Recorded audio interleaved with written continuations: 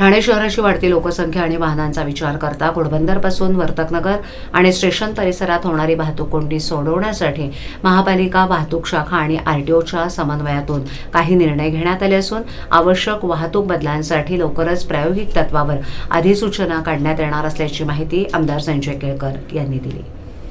शहरातील वाढत्या वाहतूक समस्या आणि नियमित होणारी वाहतूक कोंडी यावर उपाययोजना करण्यासाठी आमदार संजय केळकर यांनी 3 हातनाका येथील वाहतूक शाखेच्या कार्यालयात वाहतूक शाखा, महापालिका, आरटीओ आणि नागरिकांच्या प्रतिनिधींची संयुक्त बैठक घेतली। यावेळेला झालेल्या निर्णयांची माहिती केळकर यांनी समाज माध्यमांना दिली। शहरातील घोडबंदर, स्टेशन परिसर, वर्तकनगर, मध्यवर्ती ठाणे इत्यादी विभागात वाढती लोकसंख्या आणि वाहनं यामुळे नियमित वाहतूक कोंडीला नागरिकांना सामोरं जावं लागतंय। अवजड वाहनं, खासगी बस गाड्या, मीटर आणि शेअर रिक्षा यांची अनधिकृतपणे होणारी वाहतूक, बेकायदेशीर पार्किंग, फेरीवाल्यांचं अतिक्रमण यामुळे शहरात विशेषतः घोडबंदर आणि स्टेशन परिसरात वाहतूक कोंडीमुळे नागरिक त्रस्त झालेत। वाहतूक नियंत्रण परिपूर्ण व्हावं यासाठी शहरात 2000 सीसीटीव्ही कॅमेरे बसवण्यात आलेत।